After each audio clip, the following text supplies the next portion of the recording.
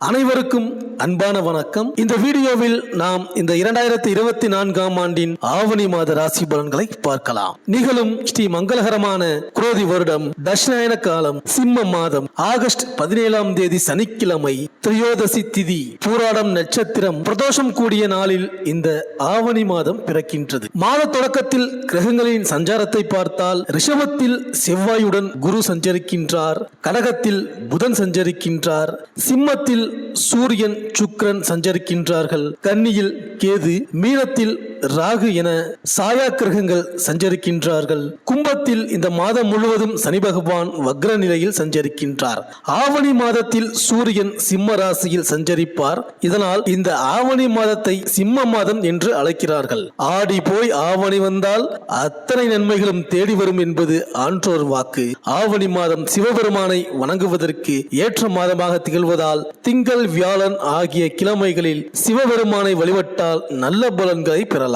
ஆவணி மாத செவ்வாய் வெள்ளிக்கிழமைகளில் சுமங்கலி பெண்கள் மங்கள கௌரி விரதம் இருந்து பராசக்தியை வழிபடுவார்கள். இது மாங்கல்ய பலத்தை அதிகரிக்கும். ஞானம் போற்றும் வாழ்வு அமைய வேளமுகத்தானை விரதமிருந்து வழிபட உகந்த மாதமாக இந்த ஆவணி மாதம் விளங்குகின்றது.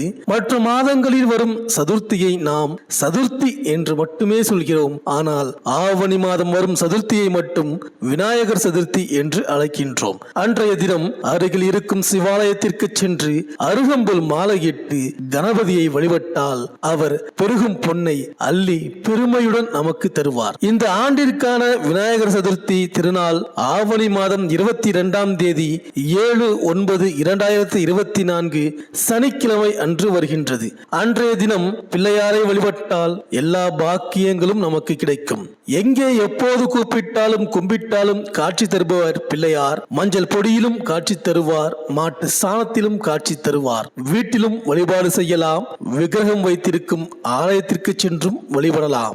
ஏழரை சனி, அஷ்டமத்து சனி, அர்த்தாஷ்டம சனி ஆகியவற்றின் பிடியில் சிக்கியவர்களுக்கு அருள் கொடுப்பவர் ஆணைமுகன். அவருக்கு எள்ளுருண்டை நைவேத்தியம் செய்தால் சனி பகவானின் பாதிப்பில் இருந்து விடுபட இயலும். எனவே அருகில் இருக்கும் சிவாலயத்திற்கு சென்று அங்குள்ள ஆணைமுகனை வழிபடுங்கள். அகிலம் போற்று வாழ்வு அமையும். மேலும் இந்த மாதத்தில் கிரகங்களின் பெயர்ச்சியை பார்த்தால் ஆவணி 10ஆம் தேதி சுக்கிரன் கன்னி ராசியில் நீச்சம். அதே ஆவணி 10ஆம் தேதி செவ்வாய் ரிஷபராசியிலிருந்து மிதுன ராசிக்கு பெயர்ச்சி ஆகின்றார். மேலும் ஆவணி 15ஆம் தேதி புதன் கடகராசியிலிருந்து சிம்ம ராசிக்கு பெயர்ச்சி ஆகின்றார். சிம்மத்தில் சஞ்சரிக்கும் சூரியனும் கும்பத்தில் சஞ்சரிக்கும் சனியும் நேருக்கு நேர் பார்க்கின்றார்கள். பகை கிரகங்களின் இந்த பார்வையினால் உங்கள் ராசிக்கு இந்த மாதம் என்னென்ன பலன்கள் கிடைக்கப் போகின்றது, நீங்கள் செய்ய வேண்டிய பரிகாரங்கள் என்ன என்று இந்த வீடியோவில் பார்க்கலாம். சந்திரனை ராசி அதிபதியாகவும் புனர்பூசம் 4ஆம் பாதம் பூசம் ஆயில்யம் ஆகிய நட்சத்திரத்தில் பிறந்த கடகராசி அன்பர்களே, இந்த ஆவணி மாத கிரக நிலைகளை ஆராய்ந்து பார்க்கும் பொழுது இந்த மாதத்தில் உங்கள் ராசிக்கு சனி பகவானை தவிர மற்ற கிரகங்கள் அனைத்துமே வெகுவான அதிர்ஷ்டத்துடன் சாதகமாகவே சொல்கின்றன.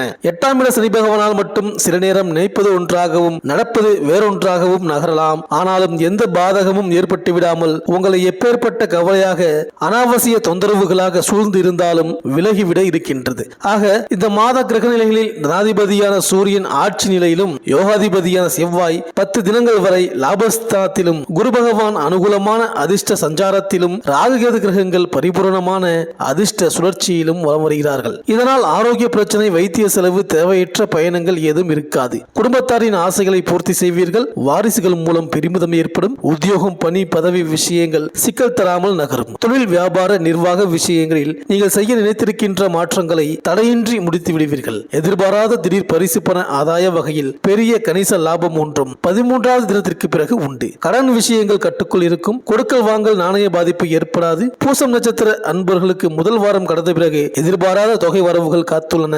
மாதம் முழுவதும் ரோகிணி நட்சத்திரக்காரர்கள் அனுகூலமாக நிற்கப் போகின்றீர்கள். புத்திர பாக்கிய கவலையில் உள்ள புனர்பூச நட்சத்திர இளம் தம்பதியர்களுக்கு திடீர் இனிமை ஏற்படும். உங்களது ஒவ்வொரு விஷயத்திலும், புதிய முயற்சிகளிலும், வெளியூர் வெளி மாநில விஷயங்களிலும் அபரிமித நன்மைகள் காத்துள்ளன.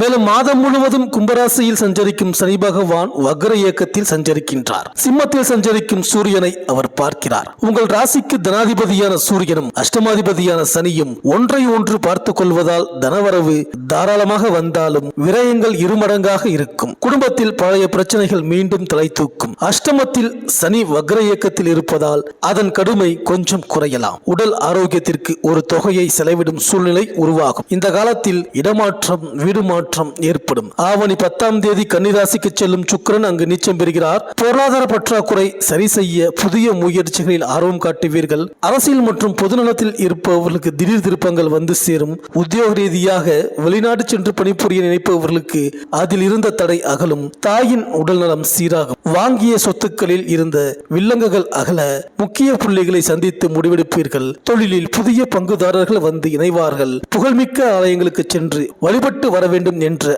ஆசை நிறைவேறும். மேலும் ஆவணி 10ஆம் தேதி மிதுன ராசிக்கு செவ்வாய் செல்கிறார். உங்கள் ராசிக்கு யோகம் செய்யும் கிரகம் செவ்வாய். அவர் விரயஸ்தானத்திற்கு வரும்பொழுது சொத்து விற்பனையும் அதனால் தனலாபமும் கிடைக்கும். கட்டிய வீட்டை விற்றுவிட்டோமே என்று கவலைப்பட்டவர்களுக்கு இப்பொழுது புதிய வீடு வாங்கும் யோகம் உண்டு. ஒரு சிலர் பழைய தொழிலை கைமாற்றிவிட்டு புதிய தொழில் தொடங்கும் முயற்சியில் ஆர்வம் காட்டுவீர்கள். அரசு வேலைக்கு விண்ணப்பித்தவர்களுக்கு அது கைகூடும். உத்தியோகத்தில் மேல் அதிகாரிகள் உங்களுக்கு ஆதரவாக இருப்பார்கள். வாடகை கட்டிடத்தில் குடியிருப்பவர்கள் சொந்த கட்டிடம் வாங்கி குடியேறும் வாய்ப்பு உருவாகும். மேலும் ஆவணி மாதம் 15ஆம் தேதி சிம்ம ராசிக்கு புதன் செல்கிறார். உங்கள் ராசிக்கு 3, 12 ஆகிய இடங்களுக்கு அதிபதியானவர் புதன். அவர் தனஸ்தானத்தில் சஞ்சரிக்கும் இந்த நேரம் நல்ல நேரம் தான். கொடுக்கல் வாங்கல் சீராகும். தொழில் வளர்ச்சியில் இருந்த குறுக்கீடுகள் அகலும். உத்தியோகத்தில் பணி நீக்கம் செய்யப்பட்டவர்கள் மீண்டும் வேலையில் சேரும் வாய்ப்பு உண்டு. பயணங்கள் பலன் தருவதாக அமையும். உடன்பிறப்புகள் உங்களுக்கு உறுதுணையாக இருந்து செயல்படுவார்கள். கூட்டு தொழில் புரிவோர் தனித்து இயங்கும் முயற்சி கைகூடும். பழைய வாகனங்கள் பழுதாவதை முன்னிட்டு புதிய வாகனங்கள் வாங்க முயற்சி செய்வீர்கள். பொது வாழ்வில் உள்ளவர்களுக்கு மேலிடத்தில் இருந்து நல்ல தகவல் வரலாம். வியாபாரம் மற்றும் தொழில் செய்பவர்களுக்கு கடந்த காலத்தில் ஏற்பட்ட பிரச்சனைகள் படிப்படியாக குறையும். உத்தியோகத்தில் உள்ளவர்கள் அதிகாரிகள் பாராட்டும்படி நடந்து கொள்வார்கள்.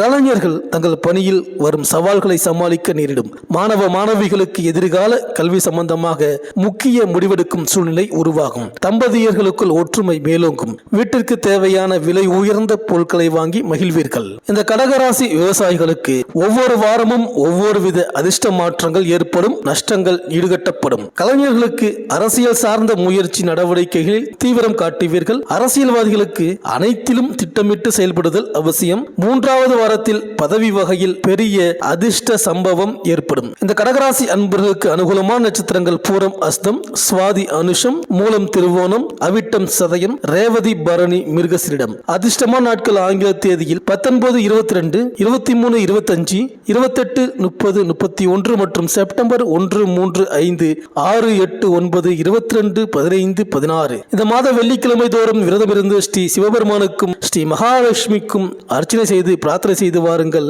திங்கட்கிழமைகளில் சனீஸ்வரனை வழிபட்டு வாருங்கள். இந்த கடகராசி அன்பர்களுக்கு இந்த ஆவணி மாதம் அனைத்தும் நன்மையே நடக்கும். இந்த வீடியோ உங்களுக்கு பிடிச்சிருந்தா லைக் பண்ணுங்க, உங்க நண்பர்களுக்கு ஷேர் பண்ணுங்க, மறக்காம சப்ஸ்கிரைப் பண்ணுங்க, பக்கத்தில் இருக்கிற பெல் ஐக்கானை கிளிக் பண்ணுங்க. மீண்டும் அடுத்த வீடியோவில் சந்திப்போம். நன்றி, வணக்கம்.